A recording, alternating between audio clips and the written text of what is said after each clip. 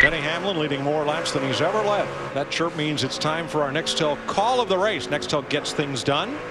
Well, I know we still have 30 laps to go, but right now I'm going to give it to Mike Ford, that 11 crew. Good pit stop, but great call. Elected not to dump fuel in that car, getting an adjustment that he needed. Mike Ford, that 11 crew, getting it done like Nextel. Yeah, I still got to go with the 24. I can't believe what they've done with that car today. 500 laps, a lot of time to work on it. I'm going with Joe Gibbs Racing as a whole. Those three cars have led 430 out of 472 laps. Stewart dominated while he led. He led the most laps today. Hamlin out in front. J.J. Yaley led, or they were prepared for Bristol. I think Jeff Gordon's driving one of those I need to win my 5th championship races today, because they have done a good job.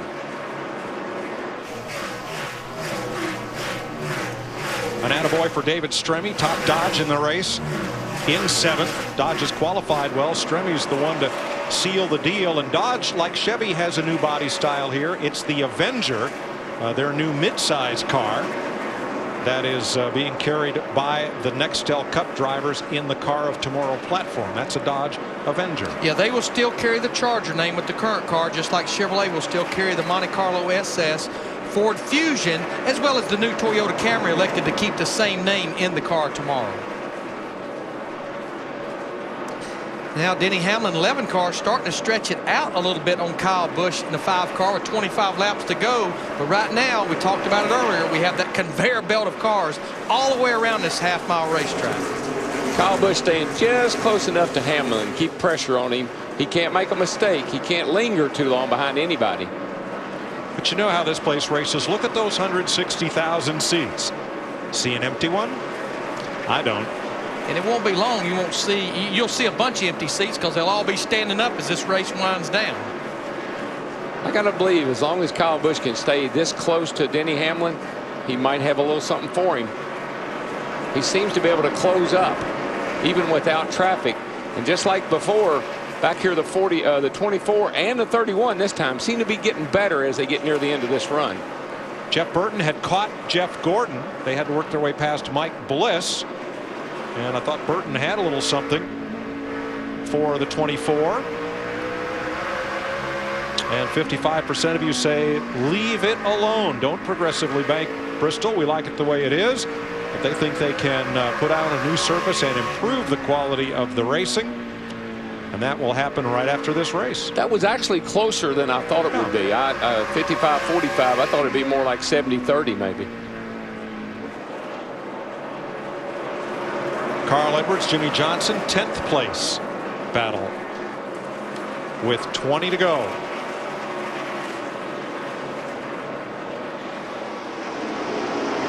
Tenth and 11th of 15 cars on the lead lap. You know, the 5 car gets into the car much better than the 11, which tells me he's rolling out a little early. But man, when 11 picks up the throttle there, he's got that forward bite that everybody would like to have. He shoots up off the corner.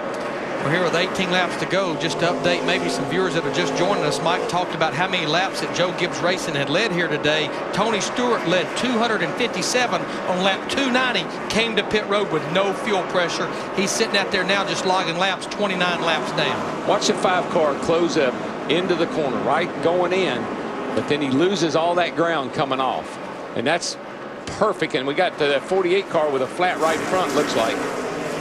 No caution yet. He can get down to the bottom of the racetrack and get to pit road if he can hold the bottom of the track and everyone fight their way by. Now the 48's pitting on the backstretch. And of course what he's hoping for is to get a caution, and Kyle Busch just took advantage of it, took the lead away from Denny Hamlin. Caution is out now.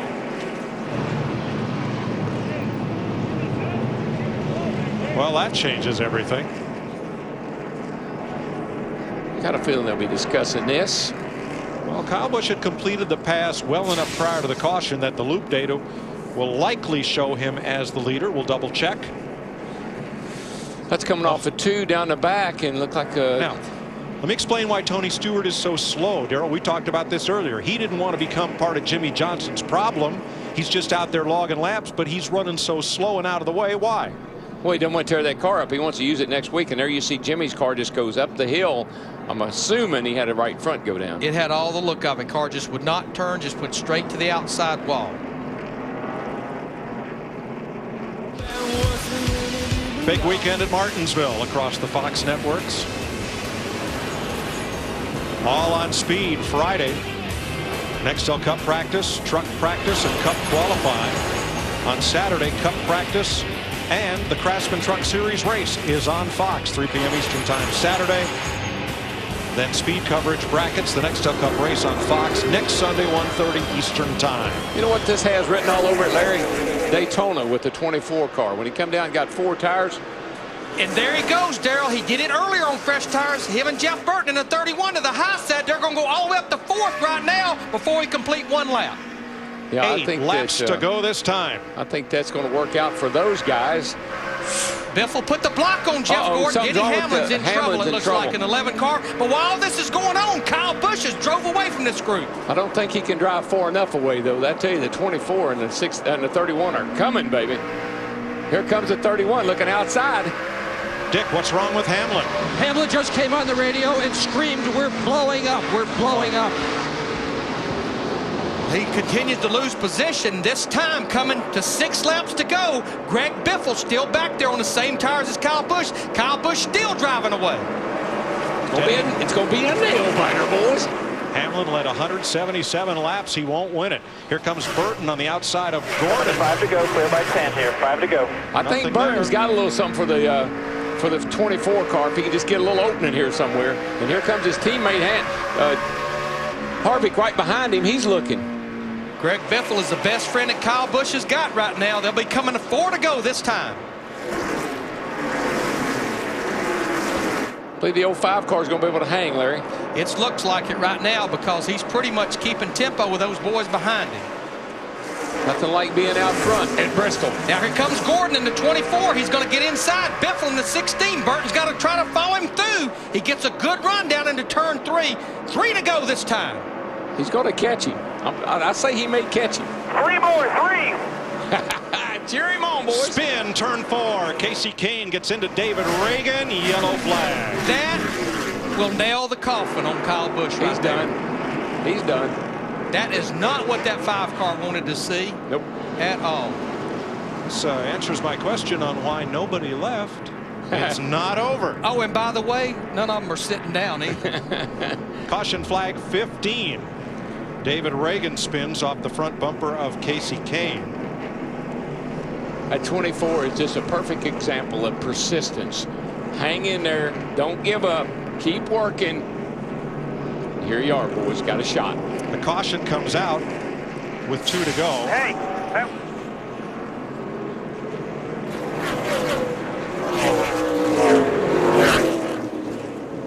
And we will go to overtime. Heard from some folks who thought maybe overtime isn't the appropriate rule because this event isn't timed. Overlaps doesn't sound quite right. So we've got to come up with a name that properly describes the green-white checker finish at the end of the race. How about at Bristol, just a good old shootout? I think it's extra rounds myself. How about at Bristol, checkers or wreckers? And you know what Kyle Busch hopes at the drop of the green flag? He hopes wreckers behind him because, remember, you only get 1 shot at making this right.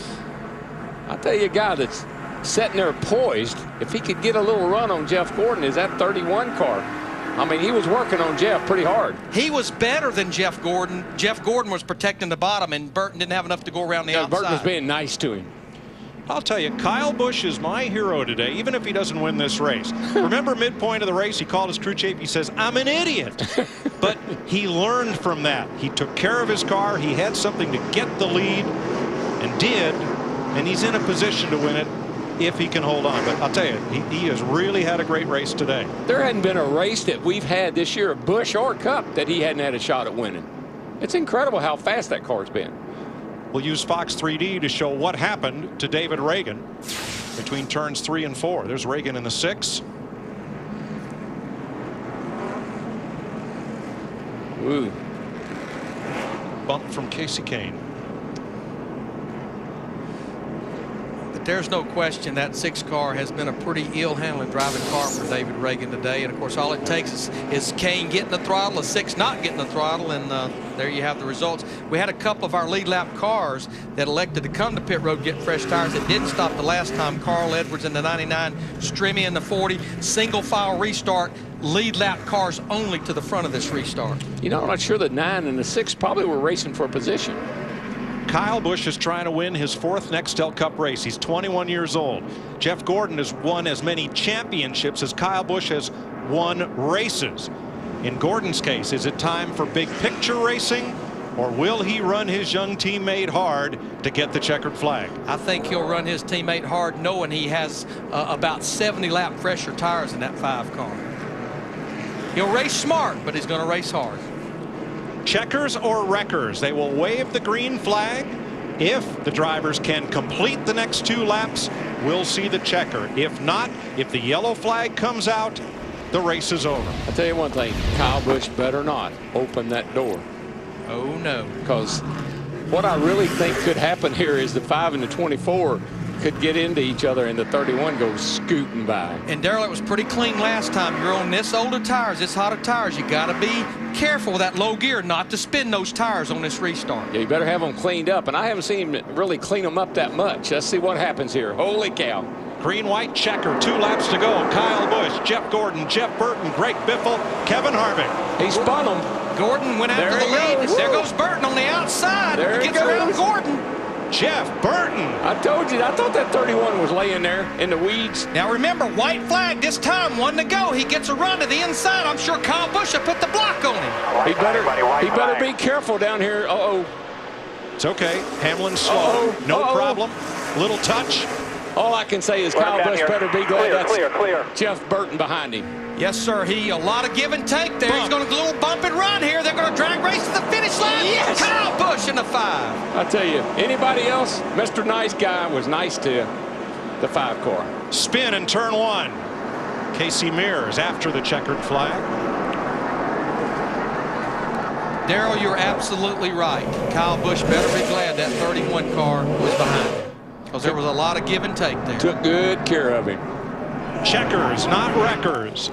And Kyle Busch scores his 4th Nextel Cup victory, winning the Food City 500. That 31 car, old school racing right there. Old school car, that's the way you race a leader, with respect. Time to make the donuts.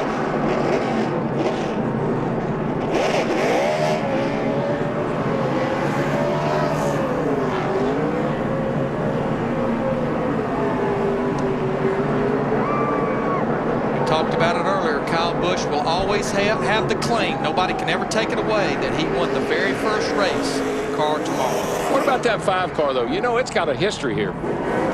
Congratulations, Chevy driver Kyle Busch, for capturing Chevy's record-setting 600th victory in NASCAR's Premier Series, the most by any manufacturer. Chevy at American Revolution. I love that.